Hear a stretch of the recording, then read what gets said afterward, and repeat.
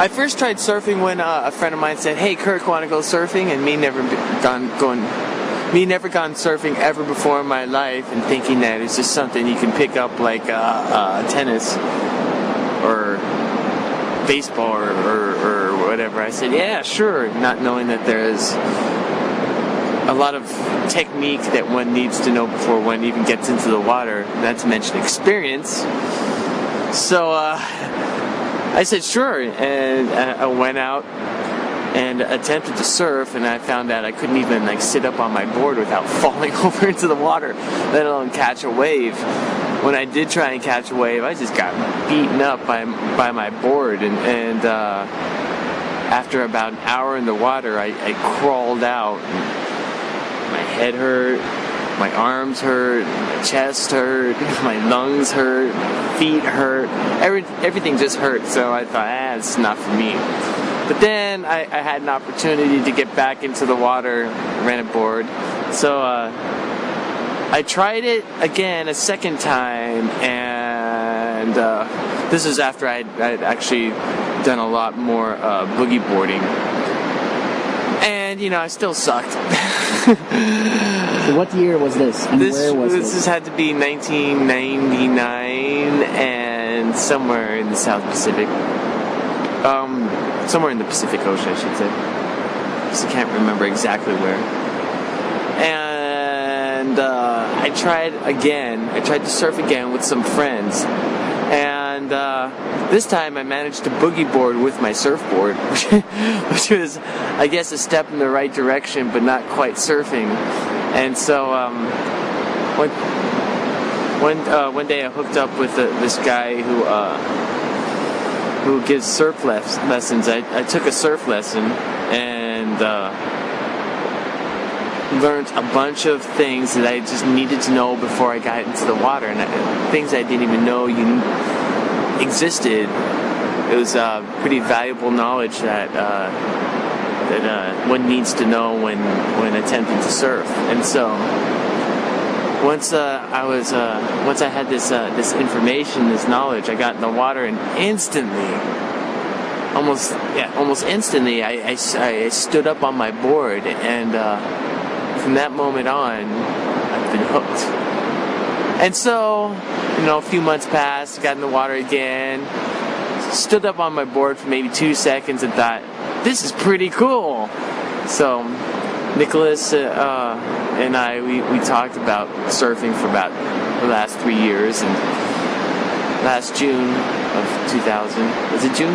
It was June 2001. We decided to start taking it a little bit seriously, and so we went down to the O'Neill factory and got some wetsuits and got in the water and started to actually take it seriously, and made it a point to try and get better and surf on a regular basis. And that was in June, and here we are in December, and we're okay surfers now. We can surf. We've surfed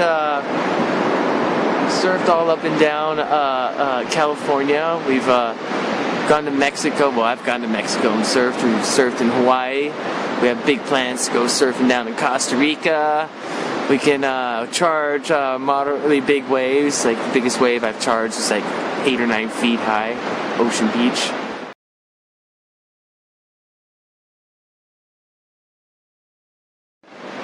I remember meeting all the O'Neill guys and meeting all these great surfers, Chris Gallagher and Pat O'Neill. Pat O'Neill and Rat Boy and all these just incredible guys, incredible surfers, and then going out and surfing in Santa Cruz and doing really shitty in front of all these great surfers and thinking, oh my god, I must look like such a loser to these guys.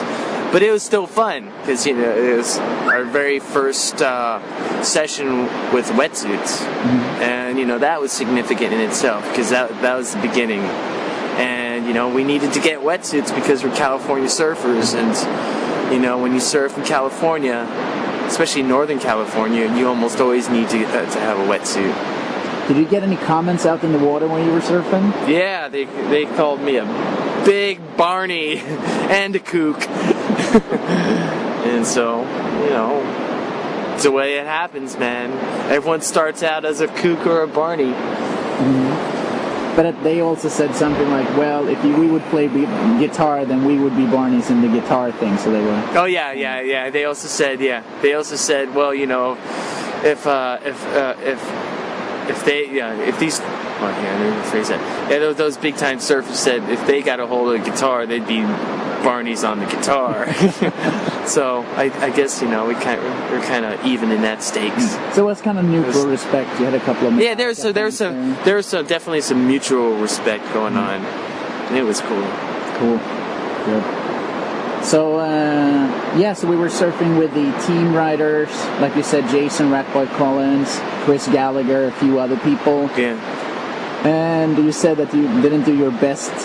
No, I didn't. Run of the year. No. Are you ready to go back and and oh yeah, ride with them again? Yeah, I feel like. You want to prove them? I feel like I've come along, and I want to show those guys that I can at least stand up on my board. Absolutely, I want to go. I want to go to the point. I want to go to the hook. Spend some days, a few days down there, and just tear it up.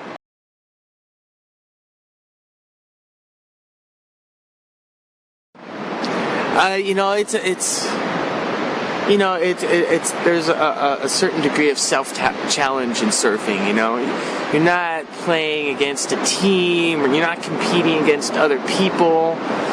You're competing against yourself, and you're confronting your own fears, and you're challenging yourself to do something that looks pretty impossible when you first watch it. But once you get that taste of standing up on a board in the middle of the ocean, being carried down the wave, it's just an amazing feeling. And another thing is, I feel a connection with nature, with the ocean. You feel the power of the ocean, and to learn how to harness that power and use it for your own enjoyment, it's amazing. And there's certain levels of skill that come along with surfing. Starting with first getting up on your board, all the way to charging bigger and bigger waves, all the way to big wave riding like in Mavericks. That's us in about 2 or 3 years.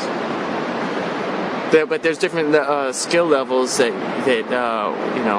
you kind of set your goals for and try to accomplish, and it's just a really, really cool thing. It's you and nature, and you challenge yourself, and you have to just kind of swallow that fear of possibly being eaten by a shark or drowning or whatever, just so that you can get that really cool rush and that sense of accomplishment. And it's just the greatest thing in the world. And I'm hooked. Good. I'm pretty late in life, but what the hell? It's never too late to start. Well, there's a saying that goes, only a surfer knows the feeling, and I think that comes a lot from watching surfers and thinking, wow, they must have a really, really great time, and then actually surfing and knowing that the feeling that one gets from watching it is completely different from the feeling one gets actually on a wave, standing up on a wave and surfing. And it's a rush that's very unique. You just don't get that rush anywhere else. I mean, it's very, very similar to being on stage, because you get this rush of adrenaline. You get this feeling like, yeah, I did it. I accomplished something that's pretty hard to accomplish. And sometimes I'll catch a wave and it'll be so gratifying, so fulfilling to me. I'll think, God damn, that there isn't much better than this. I can remember I caught one wave somewhere, and it was just an amazingly beautiful wave. It was just nice and peeling and a nice long ride. And at the end of it, the first thought that came into my mind was, God, that felt better than playing Woodstock the second time. And, you know, that kind of blew me away because that was the first thing that hopped into my mind. And so the feelings, the rush I get from surfing is very similar to the rush I get when I'm out on stage playing. It's very, very similar. You know, you're challenging yourself, you're accomplishing, you know, a challenge, and it's beautiful.